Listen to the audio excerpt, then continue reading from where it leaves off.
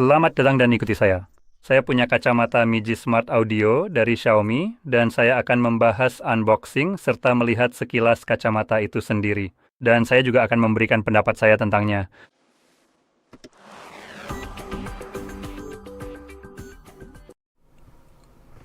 Sekarang saya rasa ini memang dari Xiaomi mengingat Miji juga merupakan merek lampu mereka. Saya tidak yakin apakah ini bukan semacam merek terpisah milik mereka atau semacamnya. Tapi bagaimanapun juga itu tidak terlalu berpengaruh. Jadi di sini kita punya kacamata yang tampilannya sedikit berbeda dari yang mungkin biasa kamu lihat pada kacamata pintar. Misalnya saja Meta membuat kacamata seperti itu dan kamu mungkin juga akan lebih tertarik dengan kacamata ini dibandingkan dengan buatan Meta.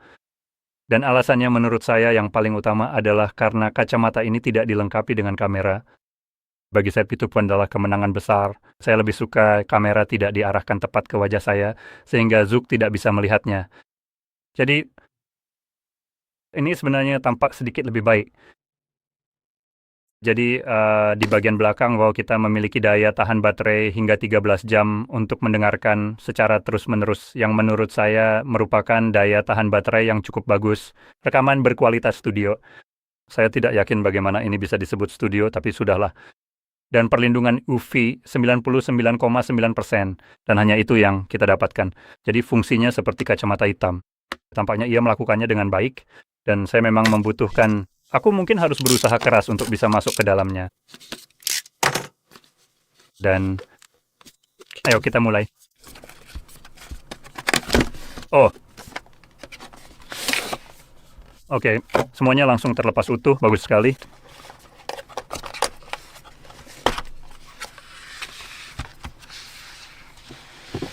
Oke, jadi ini dia kantong berisi kacamata kami. Cukup menarik. Pokoknya aku akan mengeluarkannya dulu, menyisihkannya. Dan ini juga, dan tidak ada yang tersisa. Jadi di dalam sini kita ambil kain pembersihnya. Jadi aku bahkan tidak akan repot-repot mengeluarkannya dan aku... Astaga, itu benar-benar buku manual. Yesus. Apa yang Anda ajarkan kepada saya di sini? Lagi ngecas, keren. Kita semua pasti tahu cara mencolokkan kabel ke listrik. Oh, oke, itu sesuatu yang belum saya ketahui. Kami memiliki kontrol volume dan kontrol track, tergantung pada sisi mana yang Anda pilih. Anda berinteraksi dengan... Dan maaf, ini hampir tidak terlihat di kamera saya. Mungkin jika saya mendekatkannya. Oh, tidak mau. Saya malah akan memperburuk masalah. Dingin. Bagaimana sekarang? Ya, menurutku itu sedikit lebih baik. Jadi, sekarang kita memiliki pengontrol dan kontrol sentuh pada masing-masing. Sebut saja apapun bagian-bagian ini.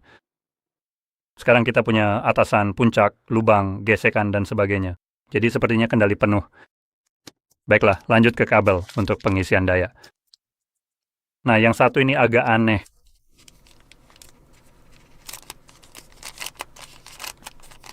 Sepertinya baterainya terpisah. Jadi Anda harus mencolokkan keduanya secara bersamaan untuk mengisi dayanya. Seperti yang Anda lihat, saya tidak akan bilang ini desain terbaik di sini. Ini desain yang oke, tapi tidak. Dan di sini ada Type-C. Dan kacamatanya sendiri. Saya ingin bilang mereka cukup ringan. Sejujurnya, saya sebenarnya sempat mengira bahwa mereka akan terasa jauh lebih berat daripada berat mereka yang sebenarnya, namun hasilnya ternyata tidak buruk sama sekali.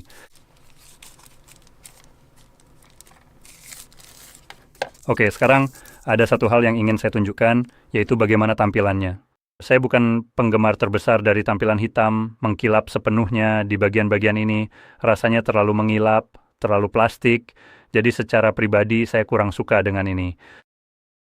Jadi seperti yang mungkin bisa kamu lihat, yang ini adalah campuran warna emas dan hitam. Dan dari segi distribusi berat, saya benar-benar bisa merasakan sebagian besar bobotnya ada di sini. Saya kira disitulah baterainya berada dan juga tempat kamu mengisi dayanya. Dan lihat apakah ini bisa menempel secara magnetis. Maksud saya, seharusnya bisa menempel dengan magnet, kan? Nah, berhasil dan cukup mudah. Jadi kamu harus mengisi daya keduanya, dan alasan kamu perlu mengisi daya keduanya bukan hanya satu, adalah karena tidak ada kabel. Dari penampilannya tidak ada kabel yang menghubungkan kedua sisi ini. Jadi mereka bekerja secara independen satu sama lain, mereka tidak terhubung dalam satu rangkaian yang berkesinambungan, jadi agak disayangkan. Sekarang mari kita lihat dengan cepat, apakah ada tombol dimanapun? Tidak, tapi sepertinya saya melihat mikrofon dari tampilannya.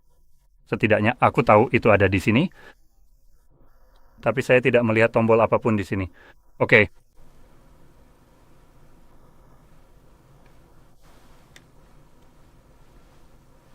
Mencoba memakainya dan melihat apakah terjadi sesuatu. Tidak? Oke, bagus.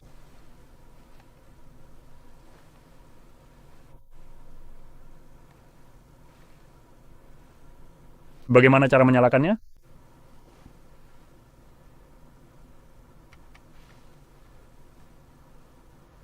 Sial, mungkin aku memang butuh buku panduannya. Oke, mari kita coba membolak-balik ini dengan cepat. Oh, menarik. Anda juga dapat menyesuaikannya jika perlu, yang akan saya tunjukkan sebentar lagi. Oke, itu bahasa Spanyol, kurasa. Jadi bukan bahasa yang sebenarnya aku inginkan.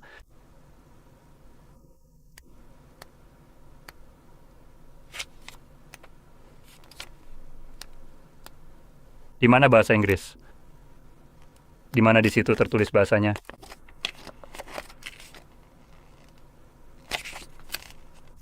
Di mana bahasa Inggris? Ayolah, di mana di situ tertulis bahasa apa yang digunakan? Ayo.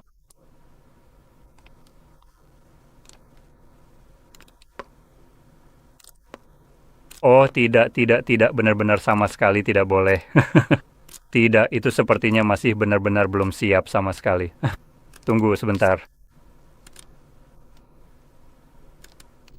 Tunggu, bukan, saya kira itu mungkin bahasa Polandia yang mungkin sedikit membantu.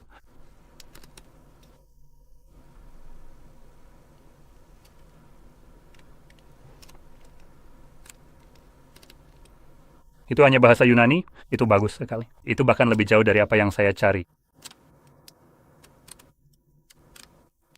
Oke, ya itu, oke, saya bisa menemukannya. Besar. Saya akan mencoba menyelesaikannya suatu saat nanti. Namun jika dilihat lebih detail, sepertinya saya memiliki opsi untuk mencabut kabel-kabel ini. Dan ini cukup menarik.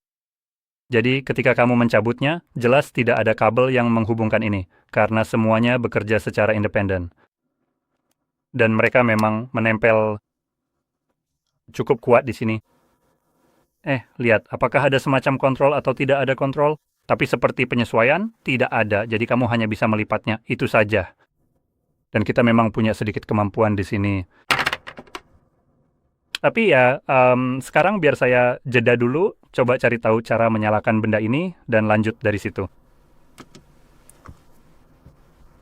Oke, jadi saya sudah mencolokkannya, dan saat saya cek di ponsel, langsung muncul, jadi saya tinggal sambungkan saja.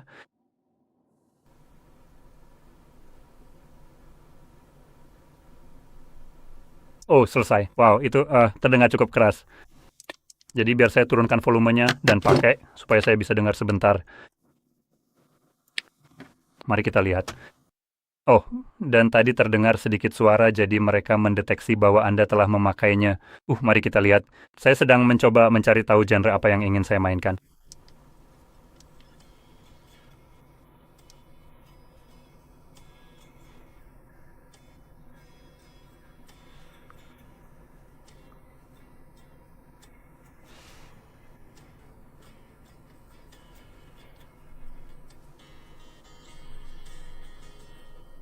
Sekali lagi, jadi dari segi suara,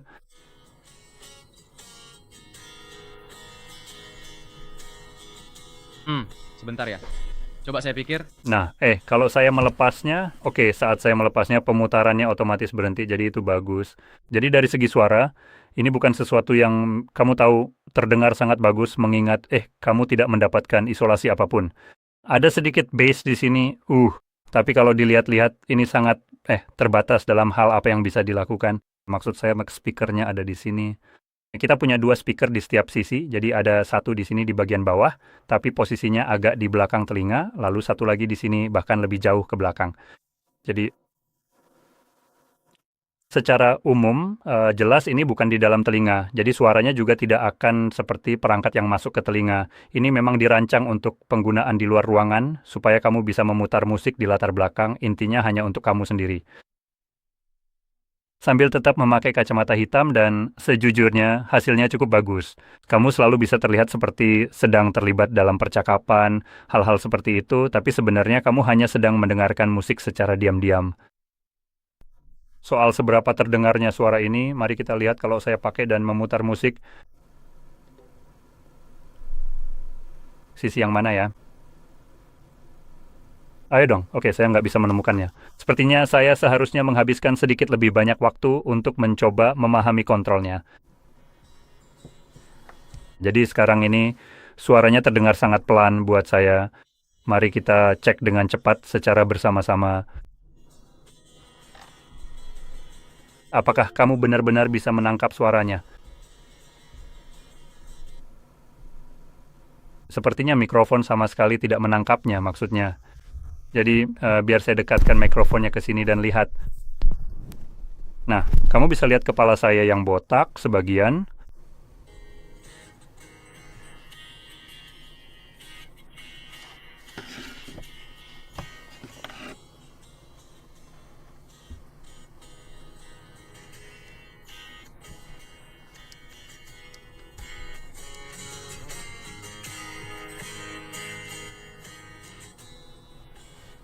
Nah, sekarang ini, begitu kamu sudah melampaui setengah volume, saya rasa suaranya mulai bisa tertangkap jelas oleh mikrofon.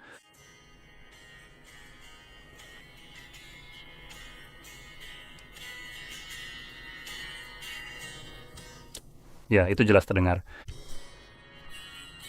Ya, itu memang cukup terdengar secara umum. Dan saya tidak yakin seberapa baik mikrofon menangkapnya, tapi pada volume di sini... Oke, bukan yang ini. Di mana sih sensornya? Di sekitar sini? Ah, ini dia.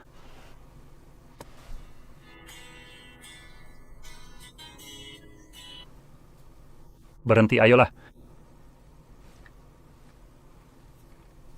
Oke, saya sedang mencoba mencari tahu apa yang harus saya colokkan supaya alat ini mengira saya sedang memakainya. Oke, ini dia. Jadi, ya, ini memang benar-benar terdengar. Saya bisa mendengarnya dengan jelas sekarang. Perlu diingat, saya sedang berada di sebuah kotak yang dindingnya dipasangi panel akustik di mana-mana untuk mengurangi gema dan semacamnya. Dan ini adalah lingkungan suara yang relatif terkontrol. Dan biar saya turunkan volumenya dan lihat. Sampai pada titik di mana saya tadi mendengarkan, ya saya benar-benar bisa mendengarnya sekarang di lingkungan luar ruangan di mana ada suara seperti, kamu tahu, mobil-mobil lewat dan segala macamnya. Mungkin kamu akan kesulitan mendengar, maksudnya orang lain mendengar ini, tapi secara umum saya masih berpikir, dan di momen-momen yang sunyi mereka pasti akan mendengarnya. Dan di atas itu semua, jika mereka kesulitan mendengarnya, kamu juga mungkin akan sedikit lebih sulit mendengar ini juga. Jadi, inilah yang seharusnya kamu harapkan dari desain terbuka seperti ini. Bukan seperti ini masuk ke dalam telingamu atau semacamnya. Ini hanya mencoba memutar musik di sekitar telingamu. Dan hanya karena jaraknya yang dekat, apa itu. Ide ini didasarkan pada hal itu karena posisinya sangat dekat, kamu seharusnya bisa mendengarnya lebih jelas dibandingkan orang lain yang lebih jauh darimu. Tapi selain itu, perlu diketahui bahwa suaranya tetap terdengar dari luar. Ini tidak seperti headphone in-ear atau over-ear, di mana biasanya orang lain tidak bisa mendengar apa yang sedang kamu dengarkan. Kecuali mereka benar-benar memutar volume maksimal, di sini pada setengah volume saja, ini sudah jelas terdengar. Bahkan pada 2 titik, volume yang saya atur di sini, entah berapa tepatnya, sepertinya di titik ini. Sekarang yang ditampilkan adalah volume ponsel, bukan volume kacamata. Jadi bahkan pada 2 titik volume saja, suaranya masih tetap terdengar. Jadi kalau kamu misalnya sedang di dalam kafetaria, ini kemungkinan besar akan terdengar kecuali memang sudah ada musik yang diputar. Kalau tidak ada, orang lain kemungkinan besar akan mendengarnya. Jadi kira-kira begitulah ringkasannya. Ini masih merupakan produk yang cukup keren, menurut saya, mengingat Anda tahu Anda bisa Anda mendapatkan kemudahan karena tidak ada yang menyumbat telinga, dapat mendengarkan musik, menerima panggilan, dan semua hal lainnya karena earphone ini memiliki mikrofon dan fitur-fitur lainnya. Dan dari segi gaya, saya tidak tahu apakah mereka punya gaya lain. Dan sejujurnya saya tidak yakin bagaimana tampilannya di saya, tapi saya pernah punya sesuatu yang sangat mirip dengan ini dan saya pribadi suka dengan gayanya. Tapi pada akhirnya ini lebih ke soal selera pribadi, apakah cocok dengan bentuk wajah Anda atau tidak. Dan jika mereka memang tidak punya banyak pilihan lain, jelas ini bisa jadi cocok-cocokan. Sementara misalnya Meta memang punya pilihan lain yang menawarkan beberapa bentuk bingkai yang berbeda. Jadi jika Anda benar-benar tertarik dengan sesuatu yang memberikan pengalaman serupa, mungkin Anda bisa mempertimbangkan untuk melihat produk Meta. Tentu saja jika Anda tidak keberatan memakai Zaxid di wajah Anda. Saya tidak bermaksud seperti itu. Intinya, kacamata ini memang dilengkapi kamera dan harus terhubung ke aplikasi mereka. Jadi Anda perlu memiliki aplikasi di ponsel Anda harus terhubung ke sana, dan barulah Anda bisa menggunakannya. Dan jelas, Anda punya kamera di salah satu sisi bingkai, jadi semacam di sini, tapi di sisi lain ada indikator LED di sini. Tidak ada kamera, tidak ada indikator LED. Tidak ada hal-hal aneh seperti ini. Anda hanya di sini untuk melindungi dari sinar matahari dan mendengarkan musik atau menerima panggilan, dan itu sudah bagus. Itu saja sebenarnya yang saya cari, dan jika kacamata ini memang terlihat bagus, jujur saja, saya mungkin akan memilih salah satunya untuk diri saya sendiri. Sekarang, soal kotak yang disertakan dengan kacamata ini mungkin akan sedikit, Anda tahu, saya akan bilang mungkin bukan kotak yang terlalu bagus. Kotaknya lembut, jadi Anda bisa melihat jika kacamata Anda ada di dalam sini. Tidak ada yang benar-benar mencegah kacamata ini dari benar-benar rusak akibat benturan atau hal semacam itu. Tidak seperti Anda tahu, kotak kacamata yang keras, jadi kotaknya lembut, membuatnya mudah untuk dimasukkan ke saku mantel atau semacamnya. Tapi itu juga membuat kacamata mudah rusak, karena satu-satunya perlindungan yang Anda dapatkan sebenarnya hanya dari goresan. Tapi benturan keras tidak akan mencegah kacamata ini patah menjadi dua begitu saja. Jadi saya mungkin akan merekomendasikan, jika Anda tahu kan cenderung agak kasar, mungkin sebaiknya memilih kotak kacamata yang berbeda, yang benar-benar keras. Jadi bahkan ketika misalnya terkena benturan ringan, terjatuh, atau semacamnya, tidak akan terjadi apa-apa pada kacamata Anda.